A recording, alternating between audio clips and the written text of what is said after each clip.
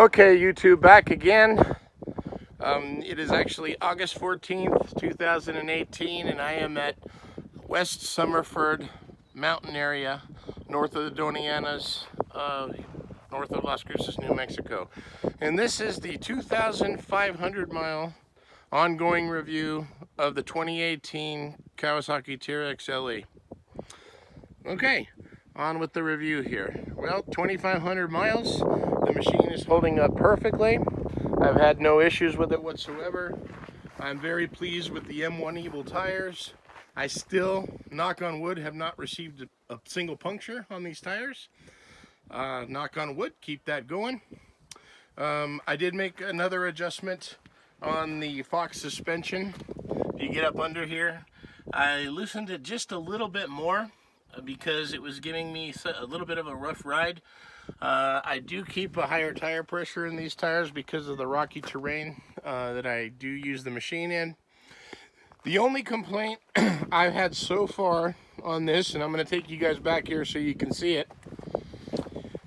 These bolts here, or screws if you will, that hold in the plastic fender, I did not notice, but as you can see, two of them here vibrated out. I stuck zip ties in there to hold this down so it wouldn't be flapping, but I noticed a flapping noise. And come to the back, and when I made the stop, and I noticed these screws were gone.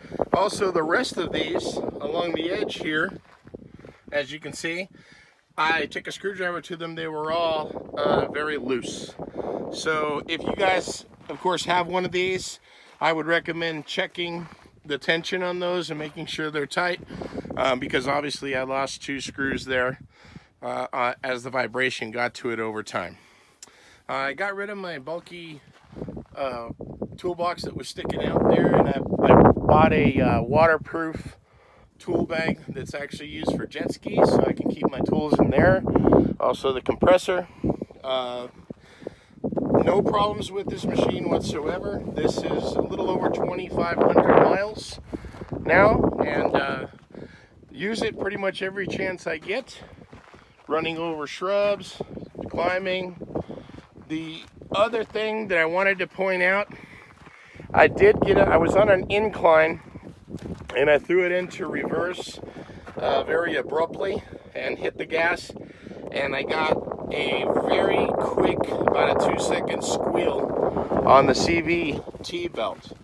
I don't know if it's starting to wear a little bit or if it was my error, which is very possible. It could have been. But it squealed, it went away. It hasn't happened since. But I want to point that out as well. I just had the service done prior, as you know from my previous video, and the belt was in good condition, so I'm wondering if it's something I did, operator error, if you will. But that's probably my fault. One other thing I did do, I had a battery tinder connector wired to the battery. Obviously we're going to be coming up on the cooler months, not to mean that it gets super cold here in the desert Southwest.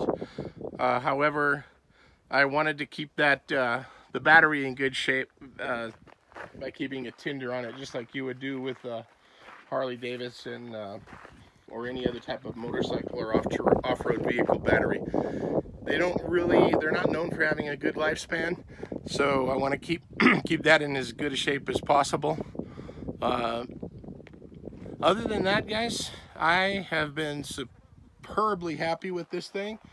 It's never left me stranded anywhere. There is nothing that I can say bad about this machine. I showed you these guards before, the A-arm guards. I had them on front and rear. I've also been looking for any type of CV boot wear, and I don't have any.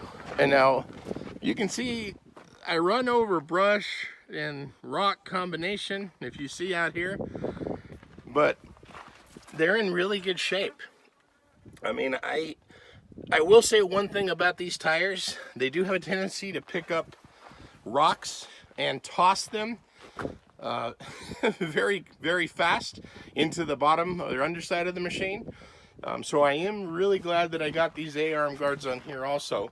I do run over large rocks, very jagged, as pointed out in my previous videos. But I got no complaints. These are holding up well. If you're looking for a machine where you're gonna go 90 miles an hour and you want to go top end open and sand or like Baja type stuff, this is not the machine you want to buy. If you want to have a top speed of about 49 miles an hour, 48, but you want something that can crawl over pretty much any type of steep terrain and get you there and back, kind of like exploring, which is what I use it for, you will be very happy with the Teryx.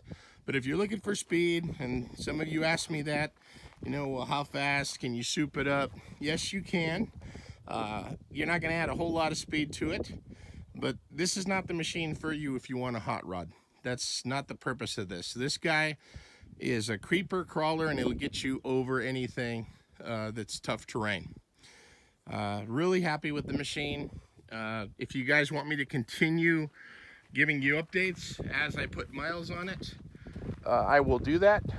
Just drop a comment down below, please. I appreciate some of you that are new to the channel and have subscribed. I never thought I would get so many views on the Teryx review, but as I pointed out when I put the first video up, the only reviews I saw for long-term ownership were on older models. So I wanted to put these out there so if anybody's thinking about buying one, it will share my experience and what's happened to me. So far, not a single issue. Very happy with it. If you guys have any questions or you'd like to see a review in particular on maybe some aspects of the machine or some of the crawling that it does, go ahead and drop a comment down below. I'll be happy to do that. Also, please hit the thumbs up and subscribe. But that's it. 2,500 miles now on the 2018 Kawasaki Teryx LE. Thanks a lot, guys. We'll see you in the next one.